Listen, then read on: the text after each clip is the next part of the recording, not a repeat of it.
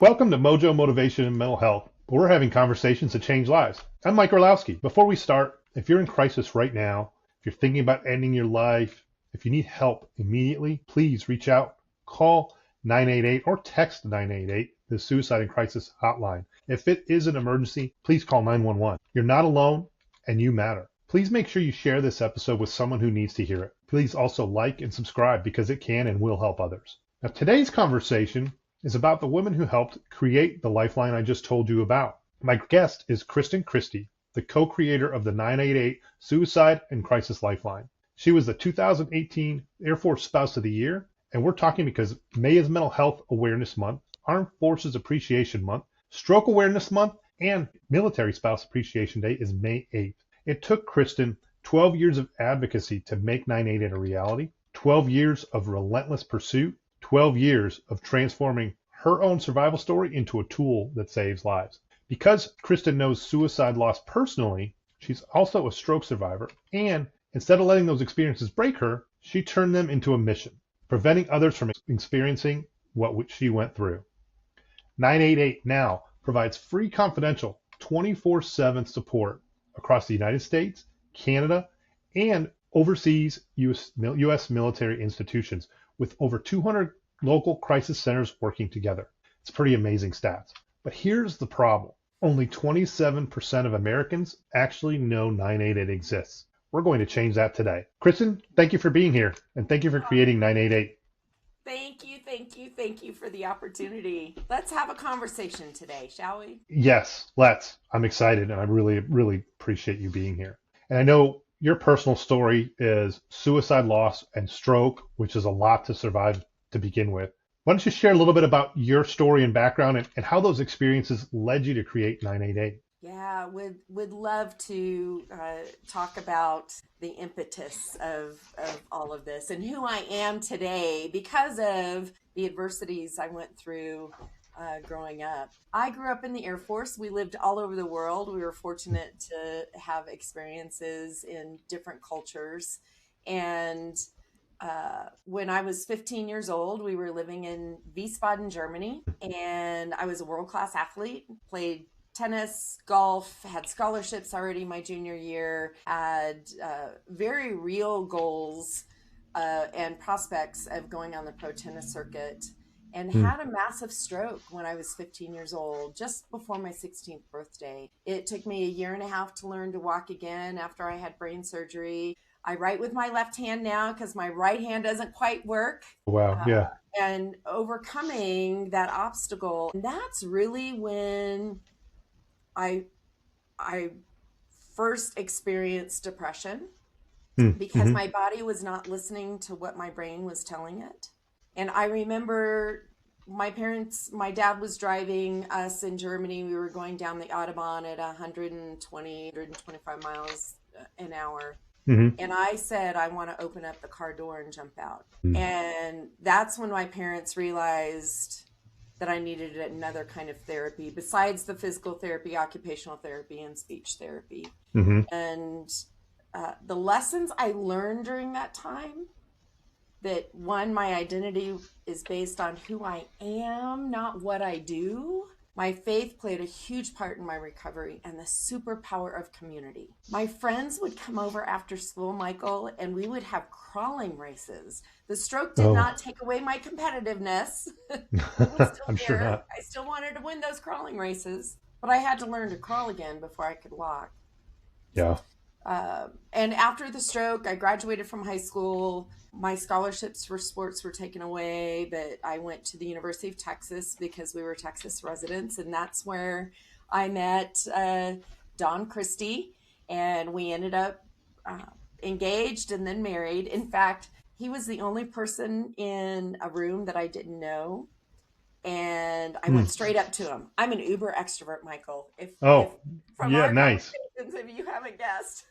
And I'm the opposite most of the time. So I will try and temper my extrovertedness for you. But I went straight up to him and I said, "Hi, I'm Kristen Anderson." And he said, "Hi, I'm Don Christy. We can never get married." I'm like, what kind of pickup line is that? Wow, right? I said, "Why is that?" He said, "You would be Kristen Christy." Well, obviously, I don't take no for an answer, right? Yeah, that's But funny. he was in Air Force ROTC, so it was no Hmm. surprise when I married someone in the Air Force. That was the type of life I knew. And we went from Austin, Texas to Grand Forks, North Dakota, and then to Colorado Springs, Colorado, where I live now. Hmm. And we had two boys, and life was good. And then he was deployed in 2004, and he came back different. We Hmm. hear it as military spouses and family members. We get the briefings beforehand, but he did. He came back more introverted than typical, Hmm. more reserved, and he ended up taking his life 3 days before he pinned on Colonel. Our boys were 12 and 14 at the time.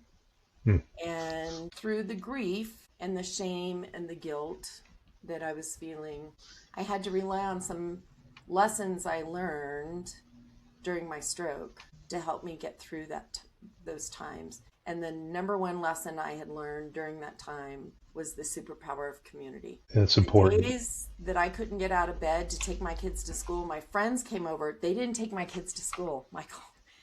They got me out of bed to take my kids to school. They That's didn't amazing. enable Yeah. me, right? They encouraged me, and they got me out of bed to to be the mom that I needed to be for my own children.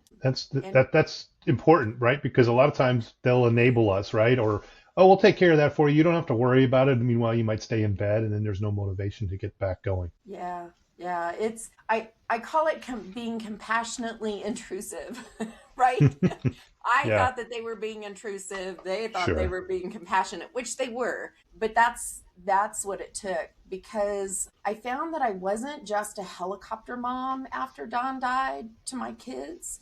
Uh, I was an Apache helicopter mom. I was a Black Hawk helicopter Mm, mom. I was so aggressively protective of my kids, and I sure. did them such a disservice. Um, and that guilt and shame that I was dealing with, it still creeps in. But I realized that it's reframing. We have choices on how we think, and it's reframing. It's not guilt, it's regret, Hmm. right? I did the best that I could with the tools that I had, and I have to forgive myself for what I did while trying to survive. Of course. But it was regret. Woulda, shoulda, coulda. And there is no place in our world for shame. Right. Right. You know, if guilt is saying I did something bad, shame is saying I am bad. And it feels heavy, right? It just Yes, weighs down on us. yes, and there's no room for that. I'm not bad. No. I may Right. have done some things that I'm not proud of, but Oh, we again, I all did have. the best that I could with the tool. But I'm not bad. So Right. shame, it's like shame off me, shame Yeah. off you. Don't even think about that. And you talk about helicopter parenting. So um, it's pretty common these days. Hmm. It's probably more common than ever. And having family that works in universities and having worked with our kids through school, we saw a lot of that. And I'm grateful that we didn't take that approach. We were pretty hands off. We told our kids, you've got to take care of yourself. You go ask for help at school. You have a problem, you try to figure it out. If it's really out of control and there's a problem, we'll get involved if need be. But at the end of the day, you need to take the lead. Um, but so many parents, their kids are in college now and they're still trying to handle it all for their kids. It's like you're not doing them any service, right? So it's important that you talk about that. Yeah, and I will say, when I had the realization of what I was doing and I changed my ways, my boys were resentful. They were angry, Mm, yeah, but they were rightfully so angry yeah. because I had done them a disservice. And my younger son now is 30. He was Hmm. 12 when his dad died. And he's like, Mom, there was this shift that happened. And I'm Mm, so glad it did finally happen, that he is more reliant on himself. He's a dad now and a husband, hmm. and um, he's adulting in a productive way now. Yeah, that's good. Yes, and that shows the shift mattered. Um, And obviously you turned, and I was thinking about this. Didn't I read you beat Steffi Graf back in the day? Yes, Steffi Graf was 14. I was 15. So it's Yeah. not like she was number one already. It was No. when she was getting up and on the pro tennis circuit already. Had a chance to play her. We just played once. I'm sure she doesn't remember. It was in 1983. So just so your listeners, if they're trying to do the public math, that, I was 15 in 1983. I'm 39 plus shipping and handling. That's my story, and I'm sticking Right. to it. Yes. Uh, Yes. but it was growing up. I had this mindset, and my parents instilled in my brother and me this mindset of do the best that you can, Yeah. again, with the tools that you have. And I had this mindset of being the best athlete I could. It energized me. And I was just Hmm. thinking about this last week, that I wish I had that self-discipline now, 40 some odd years Sure. later, It's because it's sometimes my hard to keep. schedule I would wake up at 4 o'clock in the morning, go to tennis practice, go to junior year in high school, then go to golf practice because it was golf Ooh. season. I won the golf Yeah. championship for all the American high schools in Germany and beat the number one boy by 5 strokes. I was really excited about that Oh wow. competitiveness. Yeah. And I think I was in such a mindset, but I didn't have other responsibilities either. Hmm. School was my responsibility. Yes, we Yeah. were in the military. We had a schedule, not a real regimented schedule, but Saturday mornings we would get up, strip our beds, clean our rooms. Every morning we make our bed. Hmm. I don't know where that got lost, but it's choices. It's We all have choices. it is, and we've got to weigh what is important at that point in time, and certain things change, priorities change. Going through some of that myself, so I understand. Now, let's shift a little bit to talk about 988, because I know you spent 12 years advocating for what became 988, right? It took some Yep. serious time. What was the first step? Kind of what made you think, I'm going to help create a national suicide hotline? It was in 2010. It was 2 years after Don's suicide and 2 days after our oldest son's second attempt. And I had called 911. I don't know why I didn't call the 800 number. I think I called 911 because it was imminent danger. Sure. And we didn't have a very good interaction with the first responders Mm. who came to the house. And Ryan was fine after that, but I woke up at 3 o'clock in the morning. I get the best ideas, Michael, between 3 and 5 o'clock in the morning. I don't know about I've you been or there. any of your listeners, but It it's happens occasionally, yes. and they are big, bodacious ideas that are wonderful, but I think they're fleeting because they are so big. And we think, how Yeah. are we can't do this. How, it's just a little me, that imposter syndrome, or, whatever it is that goes through. I call the itty bitty shitty committee between our ears. I like So feel that. free to edit that out if you need to. No. I need to use that. I like that a lot. I hadn't heard that before. Yeah, the itty bitty shitty committee between our ears. I love And I woke up 3 o'clock that morning and I thought, we have a 3-digit number for a medical emergency. Why don't we have a 3-digit number for a mental health emergency? And I became obsessed with it. God put it on my heart, and I started socializing the idea anywhere I could, in Colorado Springs, to local folks, to my friends. And it's amazing how, as I talked about it, as I socialized the idea, people said, oh, well, I know someone who I'm going to introduce you to. And then it got to be the people who knew how to work with the FTC and the FCC and Capitol Hill and the White House.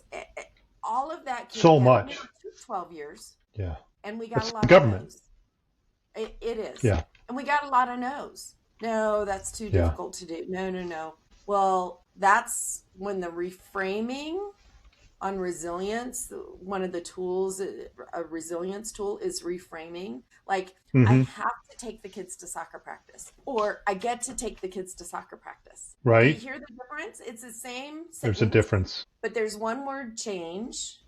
Have to is an obligation, get to is a privilege. True story. Yes. So no, and I'm writing this in my book that'll come out next year. No is next opportunity. I like It's that. just an acronym for next opportunity. Now, when it comes to your body, no means no. It's a complete sentence. But in Sure. other regards, you didn't get the job you wanted. There's something better out there for you. What's your next opportunity? Next opportunity. Yep. Right? That I like that. relationship didn't work out for you. There's someone better out there for you.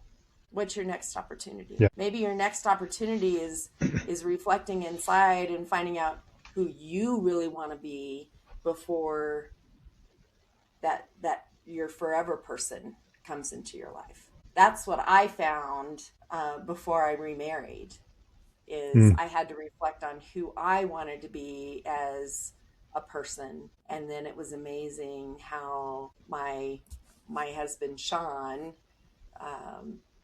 we've been married 12 years now, but how he came into my life after I had to work on myself. But Sure. think of no as the next opportunity. Yeah. No, that's and it's a great reframe. I mean, it's sad that I hadn't heard it that way before. I've heard no is the next step to yes and all that, but next opportunity is an easy way to remember it. So you heard no a lot on the way to making this happen, which is no surprise with the way the government works. How did you get it from no to maybe to yes? It was teamwork. That's why I say I'm a co-creator of 988, because it took a team to get it across the finish line. Our Senator Cory Gardner, here in Colorado, was a champion for it to help get it across the finish line. And there were things that I didn't know how to do, that I wasn't real sure. I know Mental Health America wanted a certain number. I think it was 555, which is when you watch TV or watch movies and they talk about a telephone number, it always 555 and then the last four numbers. Right. I really was hoping for a 9 to kind of piggyback off of 911. 911's been around since I think 67 or 68. And long time. Yeah. The marketing really helped with 911 because they started teaching it in elementary schools. You hear about 5-6-year-olds calling 911 when mommy won't wake up from a nap on the couch and ends up she's in a diabetic coma or something like that.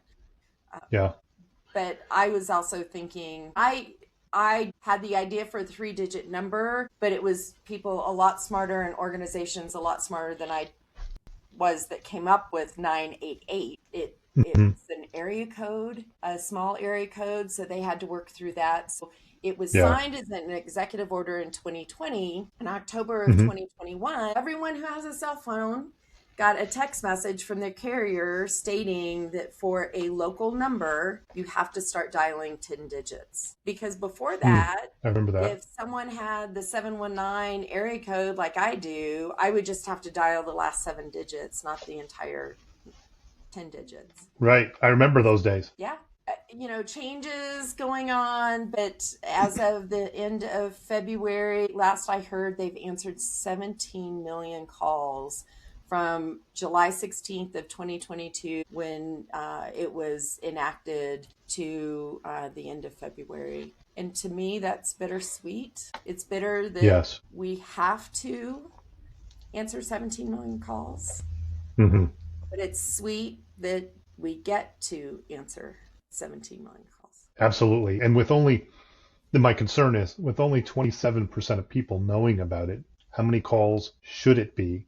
It's not a good number to think that it could be double, triple, quadruple that number, right? But it might need to be.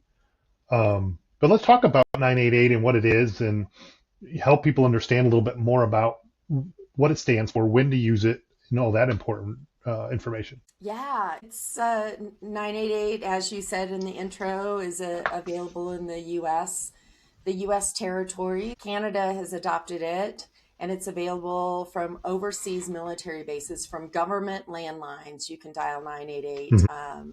When you dial or text, my 30-year-old would much rather text than Of course. call, right? My kids too. Yeah. And so texting, they also have a chat line. It's 988chat.org, I believe, or 988chatline.org. And I will say, I do not work for 988. Sure. But I am very invested in 988 and getting the information out there for it. It is anonymous. They will, get to 911 if needed, with the caller's permission for imminent danger. But when you call or text to it, you will receive some prompts. So dial 1 if you're a veteran or military or family member, and that reaches the Veteran Crisis Line that has people, professionals who have a cultural understanding of the veteran and military lifestyle. It's important, the cultural understanding. 2 for Spanish speakers, and 4 in Washington State only right now for the indigenous community. Again, cultural understanding. For the indigenous community, they have a high rate of ideation and attempts in that community as well. But it's there for you. So it's there for you when you're in crisis. But Michael, I've been in crisis. I haven't had to call it for myself. But when we're in crisis, that's the least likely time we're going to ask for help. We very are true. So shrouded in this darkness of depression, PTS, anxiety, whatever, loneliness, hopelessness, you name it. And a lot of times we don't want to be a burden. Correct. That was me. And before suicide hit our family, I felt like a lot of people not really understanding that it was a selfish act. But I've come to understand that so many feel like they're a burden, and they don't want to be a burden to their family, to their community, to their coworkers, whatever that looks like. But it's up to us who are in a good place, who are around these people, to notice, to be a noticer. That, hey, Kathy is usually a Tigger at work, and she's been in Eeyore for an awfully long time. We all have bad days. Noticing, yes. Right, and noticing that. And being comfortable saying, hey, I've noticed you haven't been yourself lately, because you're seeing them as a human being. That's what we all want to be seen and heard. Right. Yes, very much so. And when you mention that, you're seeing them. Right. And then you can ask them, do you mind telling me what's going on, or what's going on? And then you shut your mouth. Listen. Yeah. Another acronym is WAIT. Why am I talking? That's good. Yeah. I like to talk. I have to practice that. Me too. I'm a professional speaker. I really have to. Right. And as human beings, we want to fix things. We want to make things better. Yes. Sometimes to make things better, they just need someone to listen to them, not to try and fix it. Just to listen. Right. And going back to the 988 conversation, from my experience, right, it was something I should have done. So it was late 2019, several years prior, because like you said, by the time I got to where I was ready to end my life, it was too late to even think rationally to call 988. It didn't even cross my mind at the time. I knew about 988. I take it back because it wasn't live yet. No. But we have the 800 number, and I will say that 800 is still active. 800-273-TALK. Okay. Yes. Or even 911, right? I didn't even think to call 911. Yeah. At the time. But at the same time, there was no rational thought. I was past that. I was a burden. I was just mentally just drained. And the key to calling 988 is I'm feeling down. I'm struggling. I'm frustrated. I don't want to get to that point. And same thing with, you just mentioned we're having these conversations. Having a conversation and talking to someone about, hey, how are you doing today? And listening. It's actually not heavy as most people would think. I've learned from having these conversations is it's enlightening, it's energizing, and it's therapeutic for me as well. It takes a weight off. Another acronym I'm going to give you. Today's acronym day. I live in acronyms, right? Yeah. Is HOPE. Mm-hmm. HOPE stands for hold on, pain eases. That E doesn't stand for end, right? It eases, it ebbs and flows. Sure. Hold on to resources, to friends, to family, to faith. There are so many things to hold on to, but it also stands for help one person every day. Yes. When you need to get outside of your own circumstances, right? To help someone else, not knowing what their pain is, but you've noticed that they are not themselves. They're going through something. It's weighing on them, and to walk alongside of them and say, hey, it looks pretty heavy. Can I help carry the load? One thing I started doing, I think you posted this the other day actually, and it triggered me to do more. A lot of times I'll message people on LinkedIn, but I think you said text 1 or 2 people every day. And so I've just started scrolling through my contacts, and I just pick 2 people and I text them every day. Just say, how are you doing today? I haven't talked to you in a while. Sometimes I get a response. Sometimes I don't. I'm not offended if I don't. But that little difference, it took me 30 seconds, could be all the impact in the world, right? It could have all the meaning in the world. If more of us did that and just text 2 people in our contacts, and I've probably got 1,000 in there from my days in working in logistics, but it's like, we don't know what that will lead to, but it might help someone today. And Michael, how did it make you feel sending it? Oh, it felt great. I don't know why I didn't do it sooner. Well, and how did it make you feel when you received a response? Well, even better, right? Because there's an interaction there, right? Because communication, community, those things matter, albeit in today's day of social media and texting, which was a text, but we don't feel the community as well. With social media, we don't have the level of relationships that we used to. So having conversations, whether it be text or phone, ideally phone, right? You get more of that feeling of community. You can really feel it. And, I pick up the phone and talk to a lot of people every day in the work that I do. But at the same time, and I've made that a part of my conversation, but at the same time, we need more of that. Yes. And I think COVID made isolation acceptable, and we still haven't gotten out of that. Right. And that's tough to deal with. I personally, when people reach out to me, I would much rather do a Zoom or a Teams meeting. So there's eyeball to eyeball contact. But even if it's a phone call, next time you make a phone call, and you can try this on your spouse or a friend, I want you to talk without having a smile on your face, and then talk with a smile on your face. They can tell. You can tell the difference on a phone call without seeing the person. You can feel it. Yes. It's interesting how that works, because as a human, we don't think about that. Right.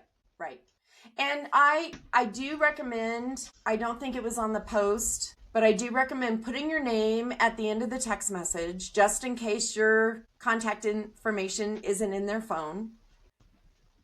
Yep. I actually did that a couple times. Good. And sometimes I've had people, so when I speak and do workshops and all, that's one of the exercises we do. We all pull out our phone, and either we go to a contact that has been on our mind that we haven't reached out to for whatever reason. We just stop. This is intentional time to reach out to that person.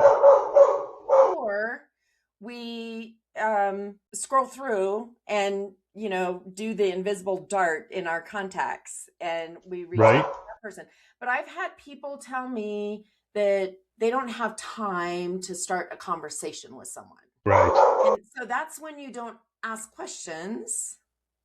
You make a statement like, I was thinking of you today. Have a great day. Or have a good day. Exactly. Or send them a meme. It's it's reaching out to them. And for those who have lost someone, I recommend not just reaching out on a milestone like the anniversary of the loss or a birthday or something like that. Put it in your calendar to say, hey, I'm going to reach out to Michael on this day. Kind of like what you did with your contacts. Exactly. I contacted my plumber because my plumber is in my contacts in my phone. And I said, "Hey, Steve, Yeah, good idea. thinking of you today. Good idea. I hope you have a great day." And he's like, I think you have the wrong Steve. And I'm like, "No, you're my plumber, and I Yeah. appreciate everything you do." So I don't have to do it. Yeah, they don't expect that. They don't. And they appreciate it. And a lot of times they'll, it'll make their day. Or if you do ask the question, ask a question like, what made you smile yesterday? Oh, I like that. Because some days we have to think about what made us smile. We really we do. Think on what made us smile. And you don't want them to say, if you say, what made you smile today? They're probably going to say, well, your text message made me smile. It's not about us. It's about helping them reframe that, one, someone is thinking of them. And two, think about what made you smile yesterday. Maybe it was a funny joke someone said, or they were scrolling and saw a funny meme, or, watched a funny show, or something like that. But it gets them in the thought process of, okay, what made me smile yesterday? Yes, you were named Air Force Spouse of the Year in 2018, which is a huge honor. What does that title represent? How does being a military spouse connect to your suicide prevention work? And then let's talk about the risk of suicide in the military community, because it's huge. Yeah, it is. I love the military. I mentioned I grew up in the Air Force. My first husband was Air Force. My new groom, Sean, we met on Match.com. It works. Yeah. And he was Navy Reserve when I met him. And I'm a recruiter because I got him to cross over to the Air Force.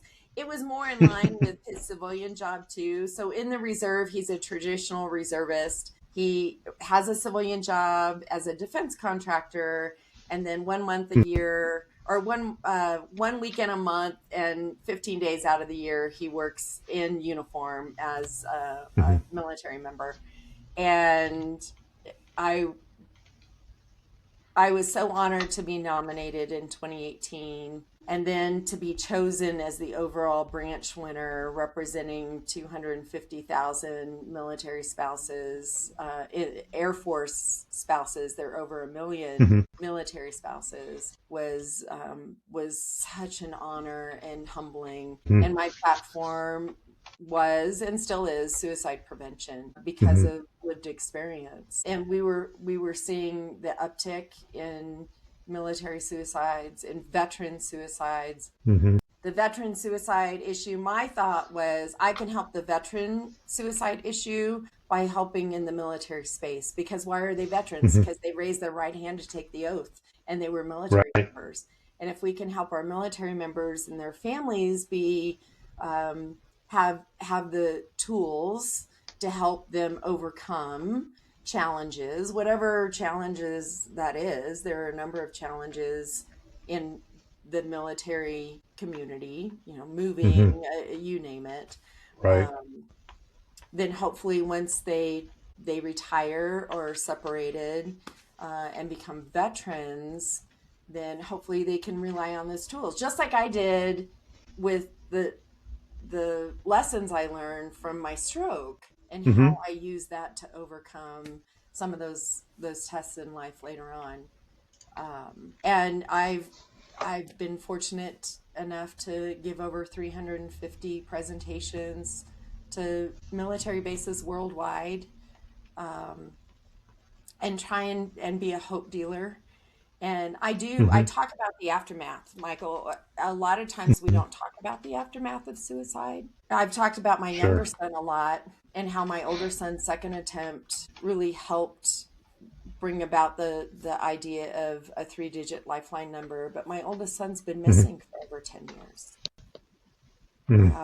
And so Don's choice has everlasting effects on our family and our community. And so I talk about that, but I talk about the hope. I have hope that Ryan is out there somewhere, and as our story gets out there, maybe he listens to this podcast, and I want to encourage Ryan that we love him, and we would love to get a phone call from him to make sure he's okay. Hmm. But the hope is a community and the resources that are out there. And we are not made to do life alone. And hope is not No. canceled. But it's not just snippets, right? I live it. You live it. Because of our lived Yeah. experience, there's so many people out there willing to help. Absolutely. And it's not necessarily that we just have to notice. We have to be out there and be in that community. And I love, like when you and I met, our communities collided. And it's not about Yes, me they helping did. you or you helping me, but maybe someone in my community can help someone in your community, right? Exactly. And that's Yeah, important. So as we come it is together important. to get to We, that destination, our journeys are different. Getting to the destination hmm of really preserving life, right? hmm We're yeah, we're life advocates. We want hmm people to find their purpose and their sense of belonging and to feel protected, yeah. respected, and connected. And that It's a takes, yeah, it's a combined reach. yes, You know, yes, yeah, when the forces collide, and there have been a number of people I've met this year, we're reaching more people because we're coming together and bringing and expanding our community, which is so important.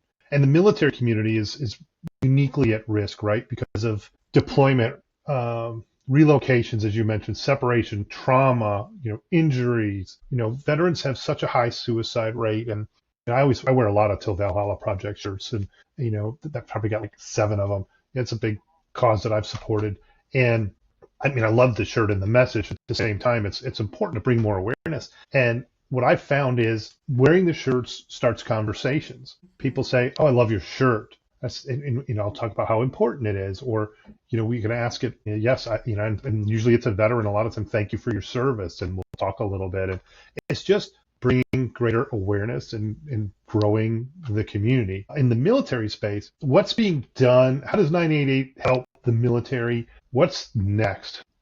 I think the military and the VA, the Veterans Administration, are Mm-hmm. they're striving. They're doing the best that they can. Mm-hmm. Funding is an issue, manpower is an issue with that. 988, because it's connected to the Veteran Crisis Line, right? We have to remember one number, 988, and you get the Yeah. prompts and you dial one. Mm-hmm. And it's reaching that person who has the cultural understanding of being a veteran or being a veteran, or for the military to dial 988. It's one number. You dial one after you're connected to 988 and it reaches the Veteran Crisis Line, Yeah. which is answered by trained professionals who have that cultural understanding of being in the military, being a veteran, being a family member, which is important. It's that understanding, that sense of understanding that I'm talking to someone who understands what I'm going through, whether it's Mm-hmm. PTS or anxiety or whatever that looks like. And to have the one number to remember and then the connection to the Veteran Crisis Line, I think is important. I would love dial 5 for the teens. There is a teen line, and I'll get you that link for the teen line to Okay. put in the Great. podcast. There's a teen line that's answered by teens that are Mm-hmm. trained to answer that phone Mm-hmm. call. There's so many cultures, if you will, or societies that I think could use the cultural understanding of that. But anyone can call 988. Yes. Anyone can call 988. If you're a veteran or military and you don't want to talk to someone at the Veteran Crisis Line, you can dial 988. You don't have to Yeah. fit into Spanish speakers or the indigenous community in Washington or the veteran community. It's open to anyone and everyone to call. Yeah. And Yeah. this is what I love. Michael, you can call and say, I'm calling for a friend. My friend is in crisis. I don't know how to help them. Can you give me some tools to be able to do It's that? confidential. Yes. And It it's is. it's important. And those out the people out there, you are important. It's important to understand that you're needed and valued, and Yes. there's an opportunity for you to get help confidentially. Yep. It, I as I travel and speak and do workshops, I've been fortunate enough that people come and they feel confident and secure in telling me about their story and how life has changed for them. For my youngest son, Ben, who was 12, when his dad died, on his 20th birthday, he called and left a voicemail. It was at 1:30 in the morning. My phone was off. It was 2015. And he left a voicemail the night he attempted. And it's such a powerful voicemail, this young man just sobbing, I miss my dad. I can't live without my dad. 10 years later, he has a master's degree in aerospace engineering, working for the government in California, is married to a lovely woman. My grandson turns 1 in April, and we just found out he's going to be a big brother in October. So exciting news for sure. Living his best life. He is living his best life, and it took time and community. It was his frat brothers who got him the help that he needed. And yes, he was on a 72-hour hold. And yes, when he filled out the paperwork for his clearance to work for the government, he was very honest, and it took a little while to get his clearance, but it happened, and he's living his best life. And that's a good story, because a lot of people don't understand what happens after. They're afraid of what happens after. Like, you can recover, you can thrive, life can look like a normal, successful life. You just have to get through this tough time, and there are people to help you. Yes, and there are lessons to be learned. I get reminded every day that there is a silver lining. So when I had my stroke, I had brain surgery. They had to shave my head.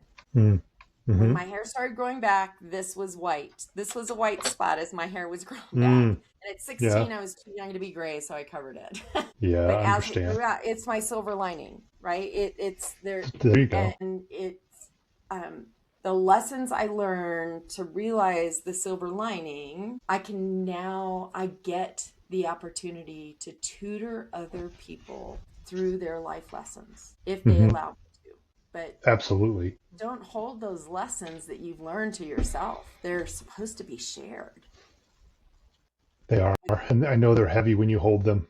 Yes. When you can share, Michael, we are so good about laughing with one another, right? You're right. We are so good at crying by ourselves. Absolutely. No, we don't want anybody to see that.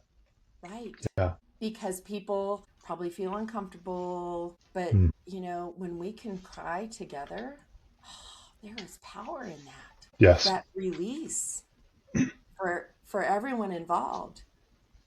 I will say I did not really talk about our story for a number of years because of the shame and guilt, and I was so afraid that if I splayed open my heart with a story that people would throw salt in it.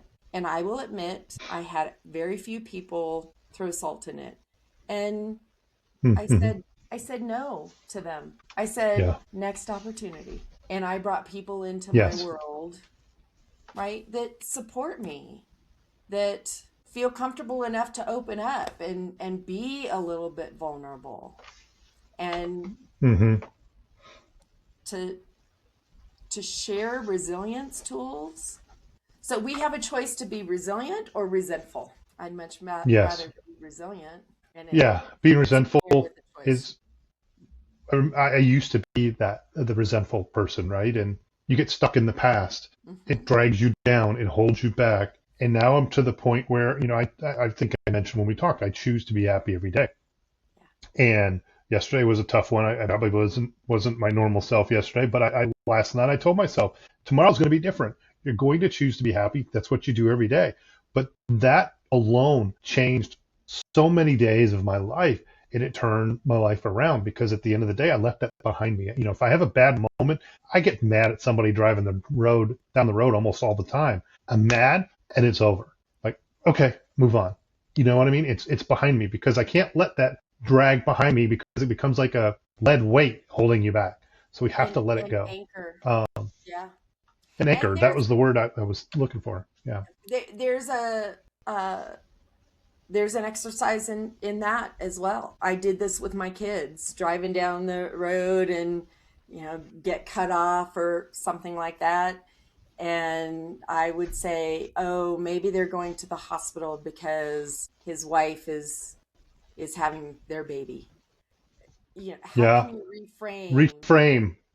Yeah. reframing what that person's going through? And then I'm not so angry. I have some empathy in that. But I've also Mm-hmm. learned hurt people hurt people, Yes. and healed Yes. people heal people. Mm-hmm. And That's a I'd true much rather story. be a healed person to help heal people. But next time Yeah. you're at a restaurant and you get crappy service, there's a reason that server is giving you crappy service, because they're probably going through Right. some crap, you know, Yes. in Yeah, their life. I usually give them an extra tip. Yeah. I used to not, but now I'm like, they're struggling, they're having a bad day, or I can tell sometimes, right? Like there's no help. Yep. I'm like, I'm Yep. gonna help them out a little bit. And Yep. like you, I waited a number of years to tell my story, 6 years, because I felt the same thing. I was afraid that people would throw shade, and only a couple really have, not directly to me. And at the end of the day, I really don't care, because Yep. I tell my wife this all the time. The message is more important than the shade or the frustration that someone else might be feeling. And you mentioned not knowing what others are going through. So one of the Till and Val shirts that I wear is "Be kind," and on the back it says something to the effect of, "You don't know what others are going through today." And that's probably the shirt that gets the most comments and compliments, because we just don't know, because it's heavy and we're carrying it internally ourselves and we're not sharing that with others. So it pays to give people some grace. Yep. Absolutely. So I have 50 different business cards. They all have Mm-hmm. the same thing on the back of them, but the front I designed on Canva, and they're all a positive saying. And Mm-hmm. a number of them are things like, a kind word is never wasted, Mm-hmm. or Yeah. the best gift you can give is kindness. It Mm-hmm. doesn't, it really doesn't cost us anything No. to see someone walking down the street, and you really, what they're wearing is really popping out at you, and mention something about it, because you don't know what they're going through. One, you're seeing them as a human being, and I also tell people, when people wear a name tag, in our Mm-hmm. military, they all have their last name. Yep. Use their name. Right. They have a name tag on for a reason. And if you don't know how to pronounce it, ask them how to pronounce it. Or you Yes. That's the try easiest and, way to start the conversation. oh my gosh. I Unless it's love, Smith, right? yes, Yeah. yes. I love conversation starters. So I Yeah. have a little shrimp fork earring and a little Mm. teaspoon earring that I wear all the time. I made them out of my grandmother's silver service. And my Mm. husband, bless his Wow. heart, he's like, Kristen, I've bought you some really nice earrings, and you wear these all the time, even for formal events. Yeah. And he said, why do you wear those? And I said, because they're a conversation piece. Now he Yep. stopped and he looked and he goes, I've never known you to need an excuse to start a conversation. And I said, it's not True. for me to start a conversation, it's for someone else to feel comfortable Yeah. enough to say, I noticed your earrings. And that Exactly. It's starts the inviting. conversation. Yes. Because a lot And of people when they, don't know what to say. right. How do you enter a conversation? Right. Yeah. Yeah. And this gives them an opportunity, or wearing funky glasses, or, and sometimes it's, I look for someone who's kind of off by themselves. And even if Mm-hmm. they're on their phone, I will go stand at the cocktail table that they're standing at. And maybe they have an important text message. And I said, may I interrupt you? And sometimes they say, no, I've got to get this out. And it's Yeah. fine. But I've asked the Sure. question. Right. But my mother taught us growing up that when you meet someone for the first time, assume that they're having the worst day of their life. That's a So good think about approach. that. When you Yeah. meet, you're going to approach them with more kindness, more empathy, more Mm-hmm. compassion. And I've heard this recently over and over and over, and I'm probably going to butcher it. I don't know the exact phrasing, but when people are gauging you for the first time, they're going to gauge if you're warm and trustworthy. Mm-hmm. And warm is number one. Is this a warm person? And then the trust comes later. Mm-hmm. Sure. So if you approach them by thinking they're having the worst day of their life, you're going to be warm. Yes. And they can let their guard down. So Absolutely.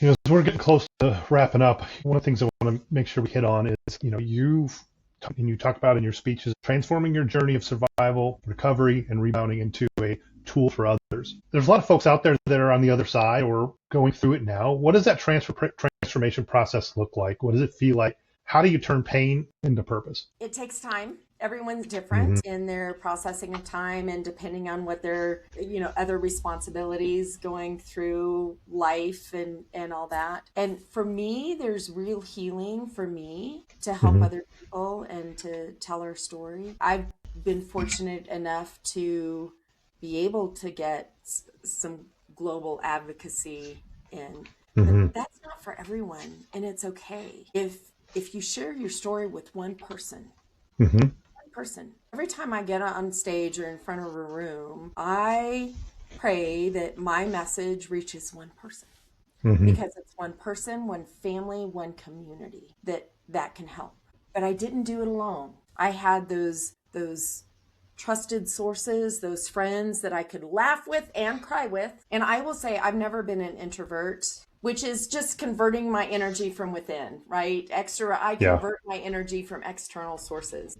But for both, it's finding those trusted people, those cheerleaders who, when you share good news with them, they cheer for you just as if it were happening to them. But then you can call them when things aren't so good.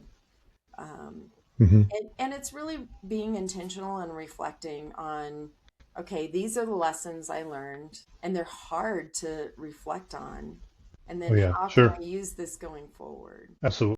And if someone's listening now, they're in a crisis, they're struggling, they may be having suicidal thoughts, they're not sure, they want to keep living, they're just struggling. What would you say to them? What do they need to hear? Yeah. We hear the cliche, you matter, you belong, find where you belong, find that person, call 988. We hear it in the military, hope is not a strategy, but hope can be a stopgap. It's reach out to one person. If that person doesn't answer, like I didn't answer my son's call because my phone was off at 1:30 in the morning. His fraternity brothers came alongside, but for those of us in a good place, I'm hoping that we notice and we aren't afraid to reach out. We talk about ACE, another acronym, Ask, Care, Escort in the military. Ask the question, are you thinking of suicide? Are you thinking of hurting yourself? Care for them. And I don't think we ask the question because what the heck are we going to do if they say, yes, I am? Well, just be there. And call a mutual friend to say, hey, we need you. I can't do this alone. We need you to come alongside, and call 988 for that friend, or call the services that you have available in your community. Find out what those resources are. I want to encourage your listeners today to find 3 resources, whether that's mental health resources or resources for the unhoused or whatever. I want you to find 3 resources. That's my challenge to your listeners. Find 3 resources today. Put them in your phone. They may not be for you. That's important. But they may be for someone in your community. And you never know when you're going to need it. Right. And it doesn't take grandiose events. It's the little things. It's sharing a smile. It's saying hi. It's using someone's name. Share all that. But if someone is going through crisis right now, I do recommend calling 988. It's there for you. They're waiting for the phone call. And don't be discouraged if they don't answer right away. Keep calling. It's manpower issues. Sure. They're there to help. And remember to have those conversations and just talk to someone. As we talked about earlier, it is enlightening. It is energizing. It provides hope having a conversation with someone because it takes that weight off, right? And lightens the mood, brings you down a level. Sometimes that's all it takes. Let's get you down a level and then take the next step. Yeah, it's regulating. It's part of regulating ourselves, but we need help doing that sometimes. Absolutely. Absolutely. And you've dedicated 12 years to suicide prevention.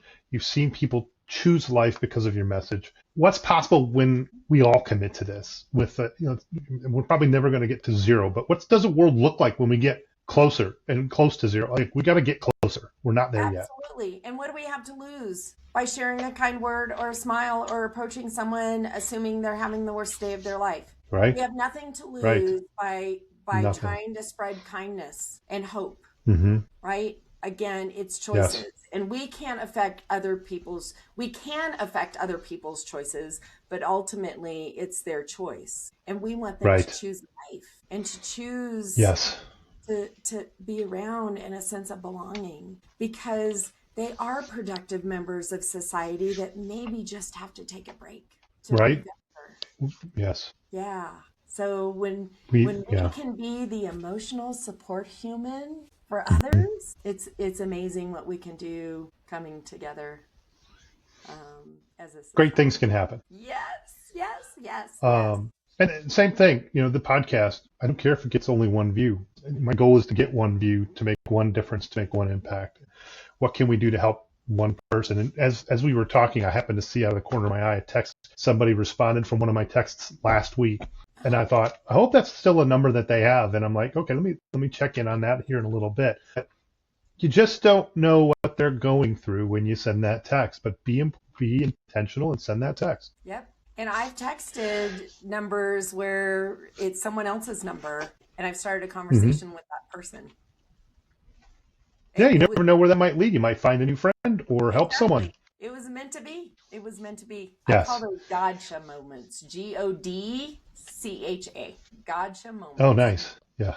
Right. And you hear about them on the news every now and then, where it just happenstance people cross paths, and it makes a difference. It's a miracle, or it saves a life.